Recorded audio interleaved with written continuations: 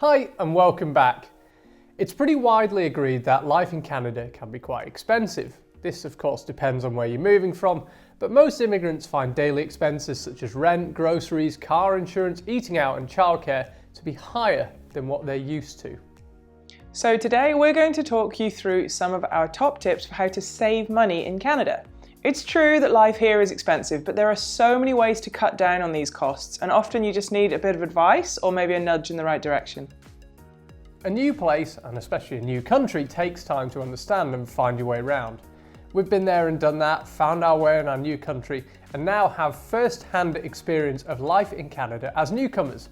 With a lot of research, a bit of trial and error, and a lot of advice from locals, we've put together some great money-saving tips. By far your biggest expense as a newcomer to Canada will be your accommodation.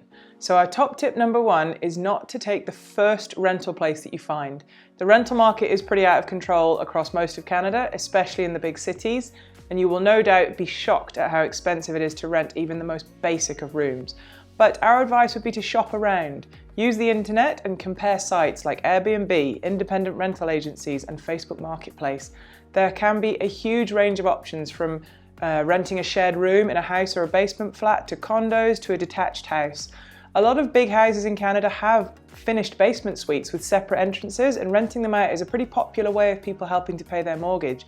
So it's definitely worth looking into if you're a family with children perhaps and you want to find a place of your own. And be aware that the going rate will vary enormously depending on not just the size but also the state of the house, the location, proximity to conveniences or a main road, whether or not it's furnished, and sometimes even the direction it faces. There are always cheaper options available, and when you first arrive it's perhaps wise not to be fussy. Consider sharing a basement flat or an apartment with others for a few months. It will drastically lower your rent as well as your bills and will give you some time to explore your options. Tip number two is a huge money saver, and it is to buy things second hand. The used market in Canada is absolutely superb for everything you could ever need, whether it's clothes, furniture, electronics, kids' toys, outdoor tools, sports equipment, you name it.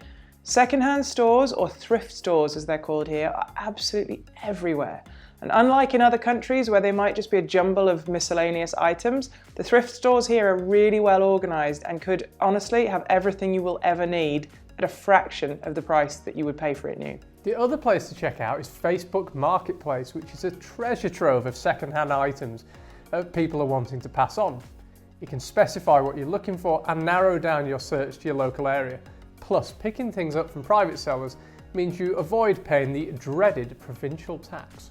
Just some of the things we've picked up second-hand here include furniture, kitchen utensils, our saw and hatchet in the car, winter jackets and boots, a bike rack, and even ice skates. Tip number three is, if you can, try to avoid buying a car. Depending on where you're moving from, the cost of buying a car in Canada may seem good value or it may seem very expensive, but regardless of this, there's no denying that the ongoing costs of running a car are very expensive here in Canada.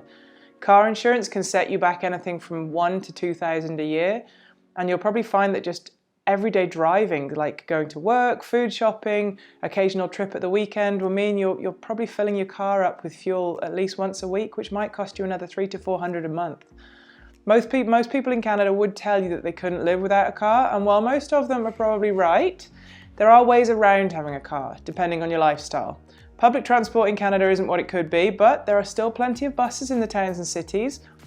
So if you can use a bus to get around, plus a bike on non-snowy months, maybe occasionally rent a car for weekend trips, you will literally save yourself thousands of dollars.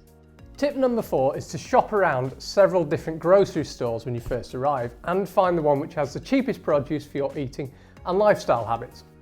Don't just shop at your closest convenience store, which could easily end up costing you hundreds of dollars per month extra. Grocery stores here vary considerably. It took us several months to find the ones which suited us, and be aware that no one store is a one-stop shop. You may find that fruit and veg is cheaper in one place, meat in another, and toiletries in another. Each store has its own value range, so if you're not fussed about brand names, then buying the budget option for a lot of your groceries can make life a whole lot cheaper.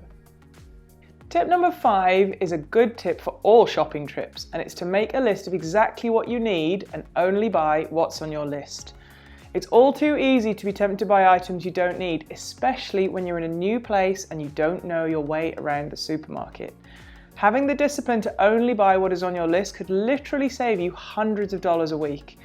And also, sign up for the loyalty cards in all the stores that you shop in. These generally earn you points every time you shop there and will give you a variety of rewards as well as money off your purchases. Tip number 6 is to take picnic lunches and make your own coffee at home. The number of cars lined up at the drive-thru each morning to buy coffee on the way to work is incredible here. If you buy a coffee and a pastry every morning on the way to work and buy your lunch every day, you could easily be spending upwards of $400 a month at least, all of which you could save if you prepared your lunch the night before and either drank a coffee at home or took one with you. Tip number 7 is to shop around for your bank account and your credit card. Different banks offer different incentives for opening an account with them, and a lot of credit cards will give rewards such as air miles, money off your groceries, movie tickets, cheaper fuel, so you can decide which one suits you. Tip number 8 is to consider the time of day you are using your electricity and hot water. Peak hours are early morning and early evening when people are getting ready for work and coming home from work, and using electricity during these hours can greatly increase your Canadian utility bill. So think about how you could cut down on your usage during those times, such as always turning lights off and using the dishwasher and washing machine during the off-peak hours. Tip number 9 is to get yourself a Costco membership as soon as you can, which means having the ability to buy in bulk. Costco is a wholesalers, which means that it's basically a huge store where pretty much everything comes in packs of 10. You need a membership card to shop here, and you need to be a permanent resident of Canada in order to get a card. But once you have one, it's a great way to save money. You can buy non-perishable foods, as well as a huge amount of household items in vast quantities at a fraction of the cost of the regular supermarkets. And whilst it may seem a lot to be spending in one go, you need to view it as an investment because it will last so much longer and it will save you so much money in the long term. Our final tip is to consider the monthly subscriptions you're paying into. Buying monthly subscriptions is part of daily life these days, and there's so much choice that more often than not you'll forget what you've paid for and you'll likely not be using a lot of them. Sit down and have a look at your bank statement, write down everything you're paying for each month and consider whether you're actually using it all.